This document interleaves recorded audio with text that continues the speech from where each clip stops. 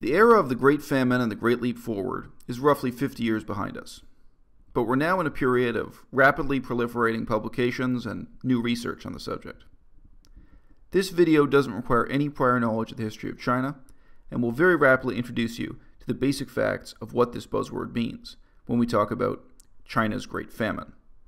The quickest way to introduce the subject is to look at a specific example in a specific part of China, and to then expand to the larger scale of the nation as a whole. Xinyang is the name of both a prefecture and a small city in Henan province. It is not especially large, and it is not especially important, but it is especially well researched, and was one of the first examples of the famine to have good archival evidence available in both Chinese and English. In Xinyang alone, more than 1 million people died in the Great Famine, about 1/8 of the prefecture's population. In this case, the Chinese government's own sources affirmed the estimates offered by outside researchers, with very little variation between the estimates. Here's an example from a specific commune within the same prefecture, quoting archival documents produced by the government. The original population of the commune was 36,691, and from September 1959 to June 1960, 12,134 of them died. For example, Jiangwan village had a population of 45 persons, of whom 44 died, leaving only a 6-year-old woman who went mad. The commune had a total of 1,510 Communist Party cadres. 628 of them, or 45.1%, took part in the beatings. The number of people beaten totaled 3,528, among them 231 cadres, with 558 dying while being beaten, 636 dying subsequently, 141 left permanently disabled, 14 driven to commit suicide, and 43 driven away. So, in the case of this specific commune, a staff of only 1,510 people were responsible for more than 12,000 deaths in less than 1 year's time. If the geography is a little bit confusing, I'll just note that Guangshan is a long bicycle ride down the road from Xinyang City, and they're both in the same prefecture within Henan province. When people say that this was a man-made famine and not a natural disaster, what do they mean? Well, thousands of pages of new publications have discussed and documented the issue, but to give a really quick answer, I'll continue with the same example as Xinyang Prefecture. Yu Dehong says that during the famine, Xinyang had more than 500 million kilos of grain stored in silos. Added to that year's harvest of 1.45 billion kilos, some 2 billion kilos were available. If the reserve grain had been distributed, no one would have starved. The starving people saw storage silos full of grain, but no one attempted to steal it. People sat alongside storage depots, waiting for the government to release grain and crying out, "Communist Party, Chairman Mao, save us." Some people starved to death, sitting next to the grain depots. What was the pattern of coercion and violence that created this catastrophe of mass starvation throughout China?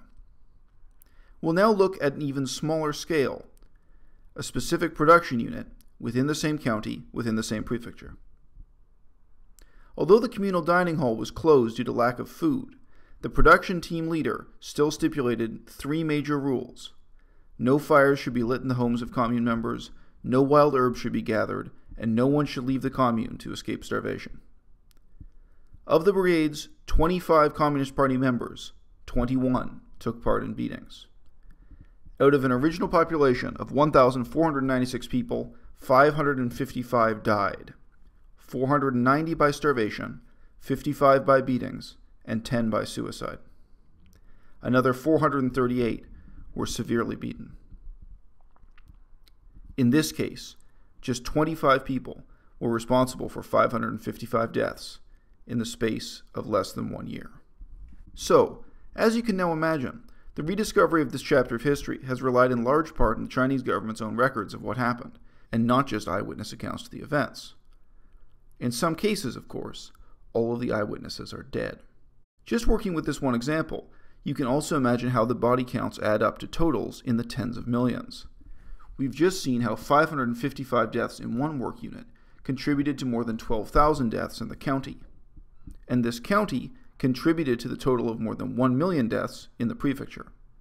When researchers add up the totals from all of the prefectures and work with demographic data to fill in the blanks, they come to estimates with a minimum of 30 million deaths, with Frank Decoter supporting a higher total of 45 million. Although we've just taken a glance at this chapter of history at a small scale, the carnage unfolded on a tremendously large scale.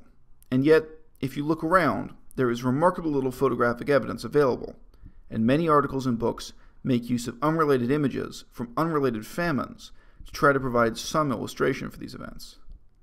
The photos you've just seen are from 1946. Although they show starving people in China, they're from the wrong place at the wrong time. They should be treated as spurious.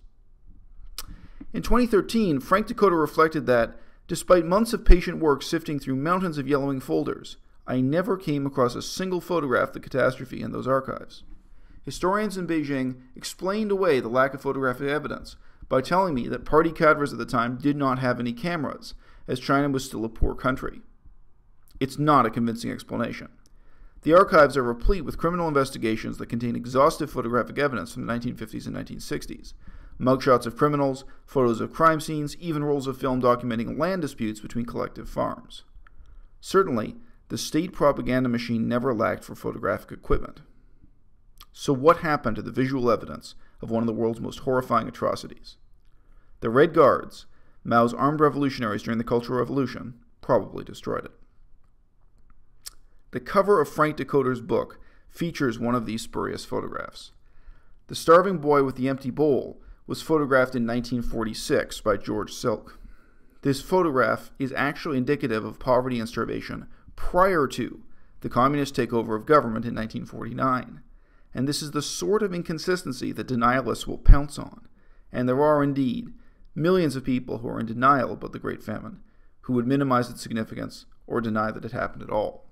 Whether you look at Chinese sources or Western ones, the only images you'll find from this period are propaganda. The people may look poor and tough, but you never see starvation. And this was indeed a period when millions of people were being forcibly starved to death and facing extreme violence if they even dared to complain about it. How many millions? Yang Jisheng uses a total of 36 million, primarily arrived at through archival sources, such as the ones I've already quoted from his book. Frank Decoter came to a significantly higher total of 45 million, using a different methodology. You might think this would be a polite disagreement between scholars, but no, actually. The contentions surrounding these estimates have become somewhat impolite, with disagreements between the two in print. Of course, those who want to deny or minimize the famine use much lower numbers, but due to demographic evidence, there are no longer respectable sources using any estimates below 30 million. Of course, another significant issue is the number of years that are included in defining the period. Those who want to focus narrowly on the worst years of the famine will tend to speak of the 3 years from 1959 to 1961. This has been colloquially known as the 3 bitter years. A slightly longer time frame is used for ideological reasons, defining the disaster in terms of the government policies that surrounded it from 1958 to 1962. Note that this does not coincide with the Great Leap Forward, as that was considered to have ended in 1960. Admittedly, if you're writing a book on the subject, you need to stop somewhere. But there is an argument for continuing to study the famine right up to 1965. If you look at this chart of grain production, you can see that it's not until 1965 that production per capita recovers to pre-crisis levels. However, most of the books cited in this video use a shorter time frame. The current wave of publications on the Great Famine and the failures of the Great Leap Forward seems to have begun with a book written in English by a journalist living in Hong Kong. Although I doubt that many people read his book inside China, it is clear that the mere existence of the book raised many questions and set new research projects in motion.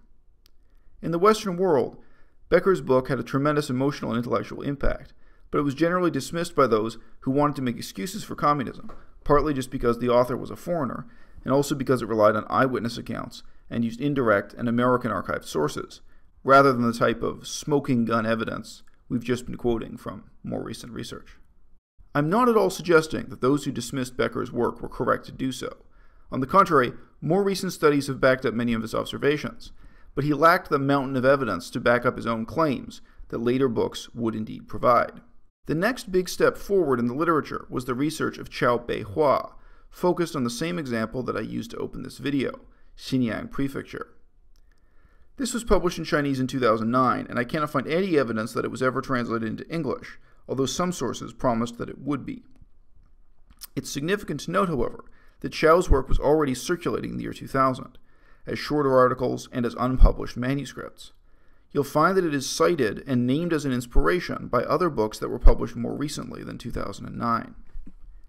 If the earlier work of Jasper Becker was lacking the sort of massive documentary evidence that would force denialists to take it seriously, we may say that Yang Jisheng's enormous 2-volume work, titled Tombstone, was at the opposite extreme. It demanded to be taken seriously. Although there are probably few people who have read the whole thing, this book has had a tremendous cultural impact in establishing some of the basic facts about this period of history in a form that most find irrefutable. It includes interviews and emotionally moving vignettes, along with hundreds and hundreds of pages of dry facts directly from the Chinese government's own archives. Whereas Jasper Becker was a Western journalist, Yang Jisheng writes as an insider, as someone who both understands the whole structure of the Communist Party and as someone who was a sincere communist in his youth. Although I'm sure that most people encounter this book just in the form of a summary or an article that's a few paragraphs long, they're aware that a mountain of evidence stands behind it, and that has marked a new epoch in the evaluation of 20th century China's history. Frank Decoter's book, already mentioned, came out during the years when Yang's work was available in Chinese only, with no English translation. As Decoter wrote in English, his work is relatively easy to read and relatively easy to lift at a mere 420 pages. Incidentally, when Yang's book was finally translated into English in 2012, it was reduced to less than half of its original length. Each of these books has built on the research that came before, and the 2012 study by Zhou expands our knowledge partly by taking a different geographical focus. She worked primarily on archives in Sichuan and Guizhou. Although you might think we're now at the end of a period of new archival sources inspiring controversy, we may be just at the beginning. In 2013, a digitized collection of 7,000 primary source documents became available to researchers, a dramatic contrast to the difficult conditions described by Yang and others, who struggled to work with restricted materials in government archives. Digitization may open the way to a slew of new studies, although struggles with government censorship will doubtless continue. Meanwhile, archived government documents are in some ways the least interesting of historical sources. The two books shown here gained public and political interest primarily because of the author's ethnographic fieldwork, or, in plain English, because they contain original interviews with survivors of the era. As with Zhou Shun's work, mentioned before, these are also significant as studies of particular areas within China, showing that each province and each cluster of communes had a significantly different experience of the same period of history. So, this video has served its purpose in introducing the subject and introducing the new literature that studies it. In closing, we might ask, why is this happening now? I think the answer is as simple as the old Chinese propaganda slogan of studying the past for what it can add to the present. Although there's an impulse to memorialize and mourn the dead, nobody can doubt that this chapter of China's history is now being used to challenge the authority of the Communist Party, to make a hopeless plea for accountability in a country where the government is never accountable, and to call for an end to an era of totalitarianism that never really ended. An end to communism in China.